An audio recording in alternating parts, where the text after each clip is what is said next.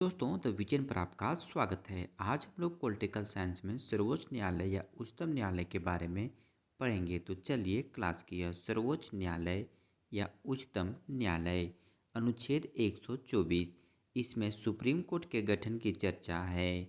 Supreme court में 30+1 बराबर 31 जज बैठते हैं।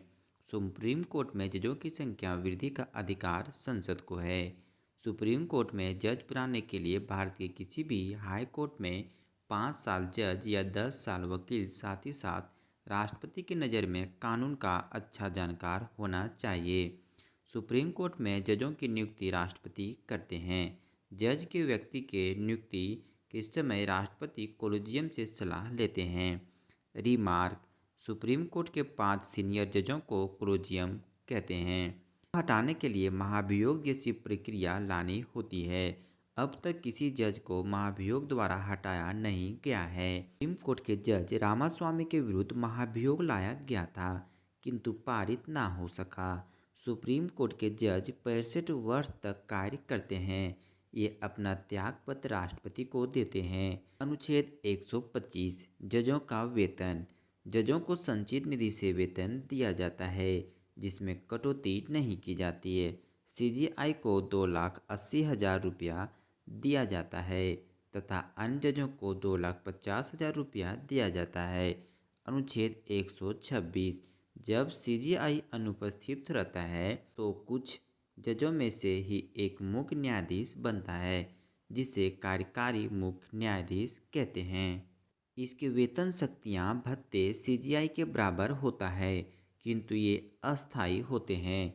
अनुच्छेद 127, एडी जज, इसका अर्थ होता है इस उद्देश्य के लिए तदर्थ न्यायाधीश मतलब एडी जज संख्या में कमी हो जाए, तब इसे लाने की सिफारिश सीजीआई राष्ट्रपति से करते हैं। सिफारिश के आधार पर राष्ट्रपति 25 हाईकोर्ट से एडी जज के लिए सिफारिश करते हैं।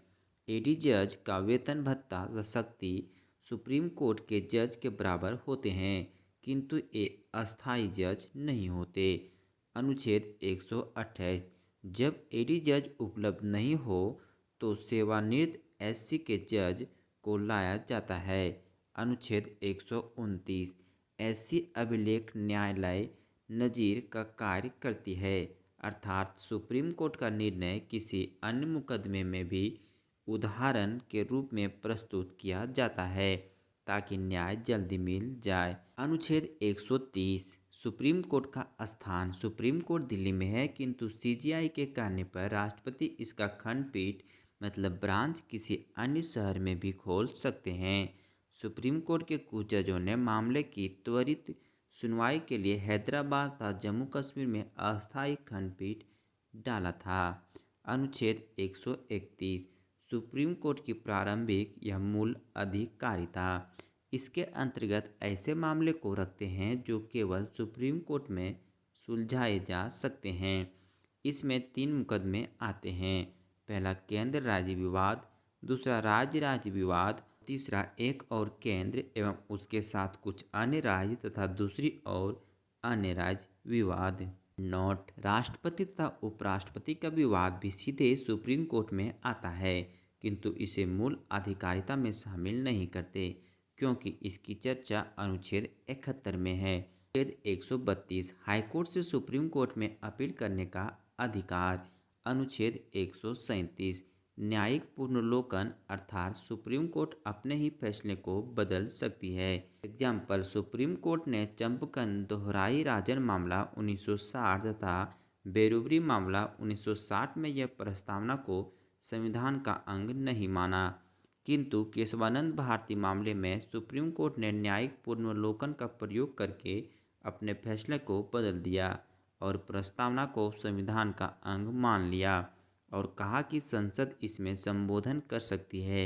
साथ ही सुप्रीम कोर्ट ने मूल ढांचा का सिद्धांत दिया, कहा कि संसद ऐसा कोई परिवर्तन नहीं कर सकती जिसमें कि संविधान का मूल ढांचा प्रभावित हो।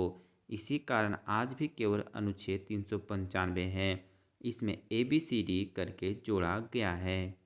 अनुच्छेद 139, मूल अधिकार के अलावे किसी अन्य मामले पर रीट निकालना हो तो सुप्रीम कोर्ट अनुच्छेद 32 का प्रयोग ना करके अनुच्छेद 139 का प्रयोग करेगी। एग्जाम्पल, सरकारी मास्टर पर परमादेश रीट जारी करना हो तो अनुच्छेद 32 के अंतर्गत होगा, जबकि रेलवे की किसी कर्मचारी पर रीट जारी करना हो तो अनुच्छेद 139 का प्रयोग होगा। अनुच्छेद 141, सुप्रीम कोर्ट का निर्णय भारत के सभी न्यायालय पर वाय है। यदि कोई व्यक्ति न्यायालय की बात नहीं मानता है तो उसे अवमानना समझकर न्यायालय उसे दंडित कर देगा। अनुच्छेद 142, राष्ट्रपति किसी मुकदमे पर सुप्रीम कोर्ट से सलाह मांग सकते हैं, लेकिन उस सलाह को मानने के लिए बाध्य नहीं है। एग्जाम्पल, 1993 में राष्ट्रपति डॉक्टर शंकर दयाल शर्मा ने बाबरी मस्जिद राम जन्मभूमि पर सलाह मांगा, किंतु न्यायालय ने कोई सलाह नहीं दिया, अर्थात सलाह देने से मना कर दिया। सुप्रीम कोर्ट संविधान का अंतिम व्याख्या करता है। यह एक निष्पक्ष तथा स्वायत्त संस्था है। यह अपनी स्वायत्त या निष्पक्ष बनाए रखने के लिए सभी नियुक्तियां स्वयं करता है। एसएससी या अन्य संस्था द्वारा नहीं करती। एसएससी के कर्मचारियों की पदोन्नति, निलंबन तथा स्थानांतरण स्वयं एसएससी करती है। कर्मचारी तथा जजों का वेतन संचित निधि से दिया जाता है। संसद इसमें कटौती नहीं कर सकती। सीएजी, नियंत्रक तथा महालेखक परीक्षक। सीएजी की चर्चा अनुच्छेद 148 से 151 तक है। अनुच्छेद 148, इसमें सीएजी के पद की चर्चा है। सीएजी की नियुक्ति पीएम की सलाह पर राष्ट्रपति करते हैं। यह 65 वर्ष आयु या 16 वर्ष तक कार्यकाल अपने पद पर रहते हैं। राष्ट्रपति के प्रसाद पसंद नहीं होते, बल्कि इन्हें हटाने के लिए महाभियोग जैसी प्रक्रिया लानी होती है। ये अपना त्यागपत्र राष्ट्रपति को दे सकते हैं। मंत्रिपरिषद का कोई सदस्य सीएजी नहीं हो सकता। अनुच्छेद 149, इसमें सीएजी की शक्ति की चर्चा है। सीएजी भारत के लेखा विभाग का प्रधान होता है, अर्थात केंद्र या राज्य सरकार द्वारा किसी भी खर्च की जांच सीएजी कर देता है। अनुच्छेद 150, सीएजी केंद्र तथा राज्य दोनों के ही लेखाओं की जांच कर सकता है। अनुच्छेद 151, सीएजी केंद्र तथा राज्य के लेखाओं की जांच की रिपोर्ट राष्ट्रपति को देता है। रिमार्क, सीएजी की रिपोर्ट को लोक लेखा समिति जांच करती है।